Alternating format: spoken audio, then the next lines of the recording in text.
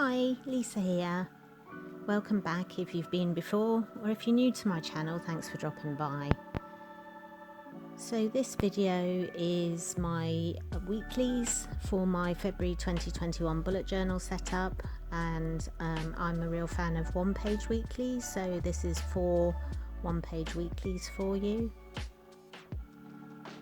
You'll notice as we go through the video that my spreads are broadly minimalist. I'm no artist, so my style is functional, and I try for every page every month to get used. I don't like to waste pages. So I'm just drawing in the lines for the boxes, and I'm using my Micron Pigma pen, which is 08, which is the thicker nib. I quite like a bold line for my boxes. What I like about this setup is you can see 2 weeks at the same time, which for me gives me the visual of being able to plan ahead a bit better as well. So for this month I decided to test myself a little bit and use colours that I wouldn't normally turn to. If you've seen any of my other videos, you'll know that I'm a real fan of pastels, but this month I decided to go with something a bit different for my weekly spreads. And whilst these 2 weeks look quite similar, you'll see that once I put the days of the week in, the days of the week are in slightly different places, which does make them feel a little bit different. So yeah, brown. Not a colour I would normally lean towards, but I found a washi and then found a pen that matched, so I thought I'd give it a go and see how it felt.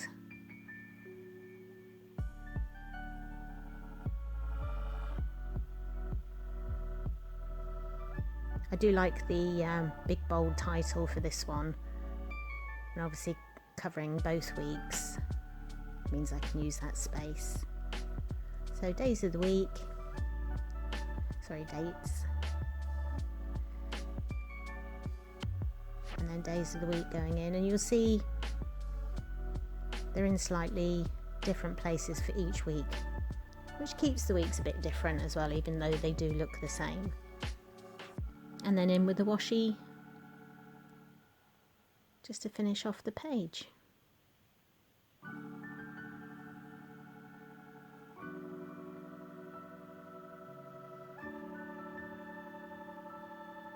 So on to the next 2 weeks then.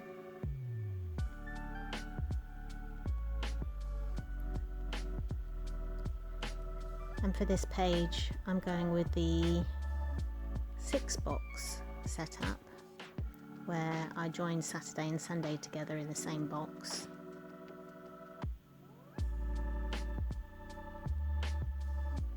I must admit my to-do list tends to be longer at the weekends than during the week, so the 6-box setup isn't the best for me, but I like this spread because you'll see once the washi goes in, lots of scope to use washi in a slightly different way.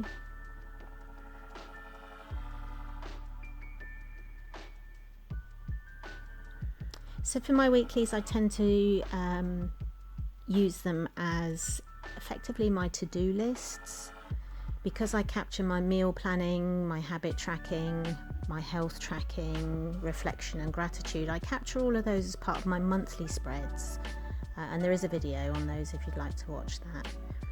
It does leave my weeklies really with what I need to do each day, and what I love about that is you can check off the things you've done each day, which for me, you know, in the current climate here in the UK, we're still in lockdown, and so any way that you're able to create positivity each day is a good thing. What I would say though is if you don't get things done, that you shouldn't beat yourself up about those either, because of this setup shows 2 weeks at the same time. It allows you to move things across, so you can move things to the next day or the next week, For me, it's capturing the things that you absolutely have to do, but there are things that you can move around as well, depending on how your day goes, because each day is different. So you can see from this the 3 layers of washi in there, I think really makes this setup, and I do like that. So this final week then, going back to a 7-box setup.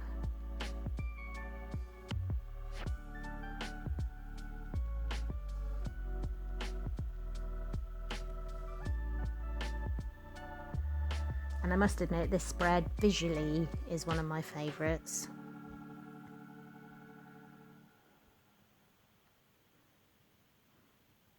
I say in a lot of my videos, I do like my boxes. And this one in particular is one that my brain enjoys.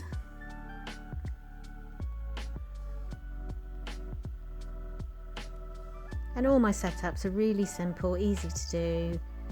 These 4 weeks, you can do all of these in start to finish in about 30 minutes.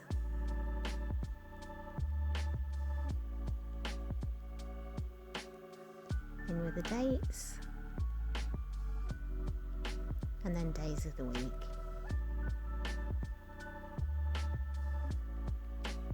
Nice and straightforward.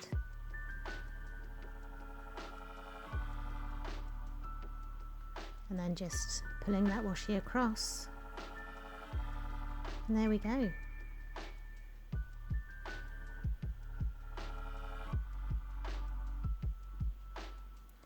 Just going up and finishing off the titles, making them a little bit more complete, using my white gel pen.